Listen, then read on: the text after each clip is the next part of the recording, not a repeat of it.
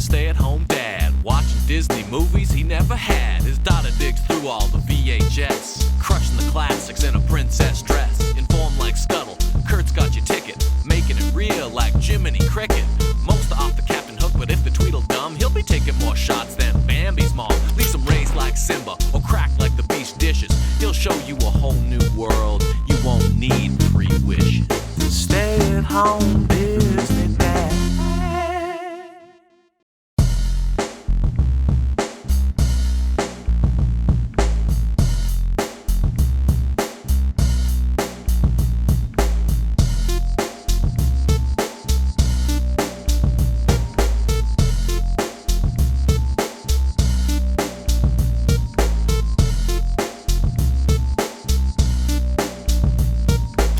My daughter and I have been watching one Disney movie a week since fall of 2019, and as she grew up, her favorite Disney movie went from Tangled to Ratatouille, and the ride in Epcot is her favorite as well.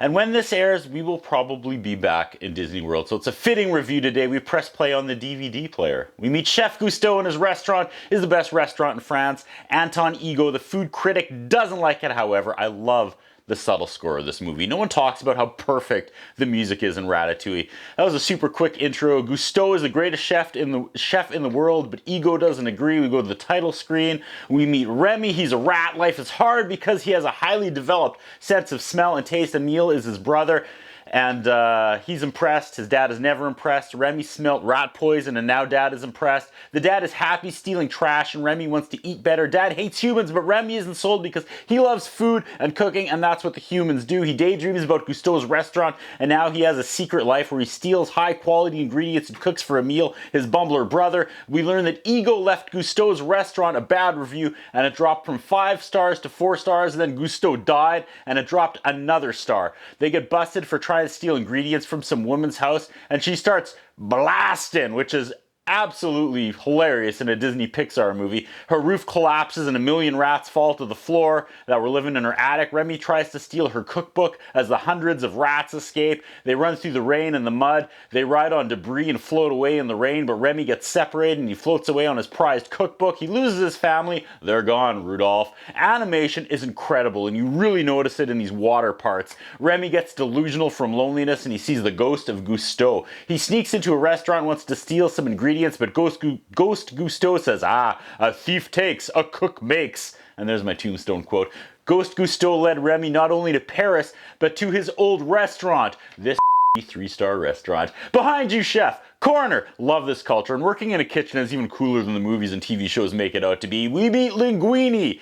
His mom is dead, and he's the idiot son of Gusteau, but he doesn't know that yet, that he's the son of Gusteau. We don't find that out till later, but I'm ruining it now. Spoiler alert. Anyway, he's milling about for this dishwater job that he just got. Ghost Gusteau quizzes Remy about the kitchen hierarchy. We meet the chef and the sous chef, and they watch on as Linguini, the dishwasher, accidentally ruins the soup, and Remy jumps down to stop him. Remy scuttles through the kitchen, and the ride in Disney World does such an epic job of this scene. Everyone loves this movie, but I feel like the amazing score, they also don't talk about the actual animation and sequencing parts enough, because this is great. Remy makes it to the soup and adds the ingredients needed to fix it and make it better. In the middle of this montage, Linguini sees Remy adding spices to the soup. The chef yells at Linguini for with the soup, but as they argue, it gets served by accident. And as he's firing Linguini, the soup getter asks to see the chef.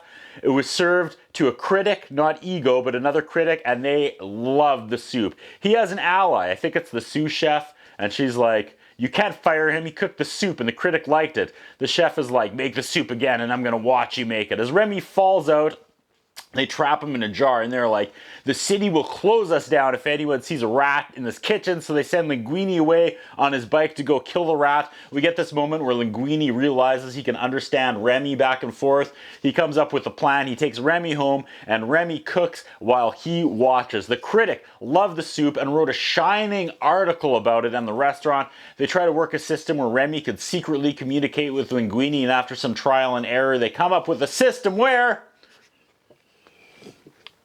Remy pulls his hair to control his arms. So he hides in his chef hat and controls Linguini's arms with hair pulls. I mean, it's okay, but it's not without flaws, but it's fun, and I've controlled people with hair pulls before as well. The female in the kitchen is Colette, and she's like, stay out of my way. There's no women in this industry, and I have to fight to stay employed. We're kind of reminded that Linguini is apparently the son of Gusteau, and Linguini doesn't know. He only knew his mom, and she also died. Skinner is the mean chef. Customers are asking what is new. They ask for linguine soup. Skinner says, tell them that Chef Linguini will whip up a brand new off-menu item, setting him up to fail. Remy and Linguini get to work though. It goes out and everyone loves it. They have like 7 more orders for this new dish immediately. Everyone loves the special order. And we have another montage. Remy and Linguini are hitting Skinner as suspicious of this bumbler who can cook. They start planting seeds of dissension between Linguini and Colette. Remy's brother finds him and uh-oh, things are about to get complicated. He doesn't want a meal. Eating garbage anymore. Remy wants Emile and his dad to be better, to eat better. Dad, who still doesn't trust humans, takes Remy and shows him a bunch of dead rats and shelves of rat poisons and rat traps, and Remy's like, yeah, but we can change this. We can change things. Wonderful. The divide between Linguini and Colette continues to grow through a series of misunderstandings. To save the working relationship, he tries to explain how he actually has a rat living in his hat who pulls his hair and shows him how to cook. He's being creepy and she's getting her mace ready, but as he tries to show her the rat in his hat, Remy pulls his hair and he leans forward like he's gonna go for a kiss, and suddenly she's into it and she drops her mace. And I don't want to say that was a little problematic, but it's also not ideal. Skinner gets a DNA test done on Linguini and finds out that Linguini is Gusteau's kid, but he only has 3 days left to fire him, or is he able to fire? That part went over my head. We'll go back to that. Skinner is going to wait 3 days and then fire Gusteau's son whenever he wants. On the way out, the guy tells Skinner that they had to do the DNA test twice because the first time he did the sample, it came back rodent. Emile and Dad show up with a bunch of family rats and they all want Remy to steal food for them because they're hungry. Remy is conflicted. He argues with Ghost Gusteau. Remy finds Gusteau's will. Okay, here we go. The will expire in 3 days and Gusteau wants to leave the restaurant to any living relative. That makes sense now. Ghost Gusteau also keeps using the word figment and I love it. And where's the Figment movie?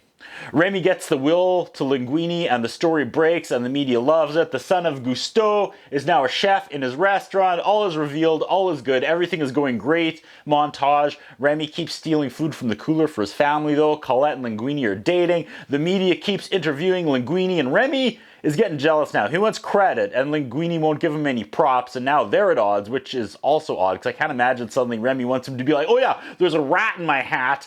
Come to the restaurant.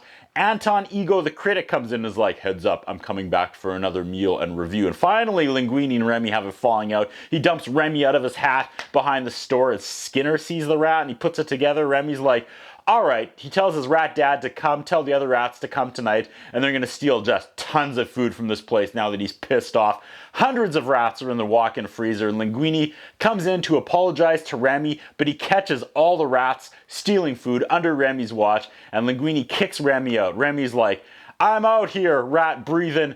Now you know how to get in. Steal whatever you want from now on. Then Skinner catches Remy, and Anton Ego comes to the shop, and Linguini has to go it alone. Skinner has Remy, and his deal is the rat needs to make him a line of Skinner's frozen meals in exchange for not killing him. Sounds fair for Remy. Egon orders whatever Linguini does to serve me. Damn, that's cold. Ghost Gusteau scolds Remy for giving up despite all his rage. He's still just a rat in a cage. The Remulous kitchen staff panic, and Linguini comes clean when Remy escapes and comes into the kitchen. He explains how he needs this rat on his head to help him cook. And there's no time to explain. Colette is like, I did not sign on for this. And she bounces, like the entire staff leaves with her. Remy's alone in the kitchen. He has to cook for Ego, and his dad summons his 100 rat friends. And they're like, tell us what to do. Just as the health inspector comes in, the rats stop the health inspector, and the rats go back to cooking the meal for Egon. Egon. Linguini is doing it all for himself. He goes out and he's also the waiter.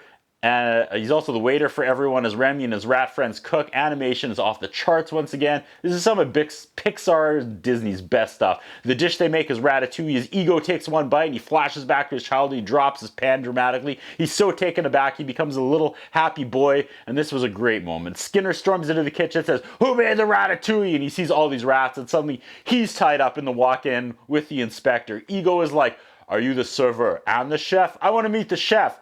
Linguini and Colette say, if you want to meet the chef, wait till all the customers leave and we're closed and you're alone. And then so after it closes and he's alone, they show Ego Remy, the cooking rat, and the following day his review appears in the paper and it's glowing. It's a thesis on how things being new and change are okay, but he doesn't come out and say that it's rats cooking the meals, but notes that Gusteau's catchphrase is, anyone can cook, and that's great. He ends it with the new chef at Gusteau is the finest chef in all of the city, all of Paris. But then it gets closed because the food inspector still ratted them out for having rats. And once that word got out, Ego lost all his credibility. And we ended a new restaurant with Linguini as the server and Remy and Colette cooking. And the restaurant is called Ratatouille. And there's a rooftop part of the restaurant where the rats eat in their own little restaurant. Just wonderful. Another perfect movie. My kid's favorite movie. That's what I think about. What do you think? What we have is a concern about Curtis Anderson.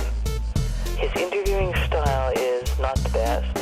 His personal appearance is not the best. I was wondering if the man has some kind of a hold over the channel that he's allowed to be employed for so long with the standards of journalism and